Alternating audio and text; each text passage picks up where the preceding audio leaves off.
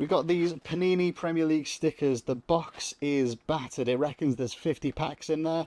I will have to pop it open and just see if there are 50 packs. I don't think there will be, but at £11 I'll count out however many there are and sell them. If it was a full box of 50, 45 quid, but I reckon 30 quid free postage for these, which is not bad. 15 quid profit. I picked up a bunch of these. I think Danny's already taken some of them. Salty Llama laundry detergent strips. Apparently you will just throw one in your washing machine and it's like a detergent rather than pods, rather than anything else. It's just a strip. How many washes in this?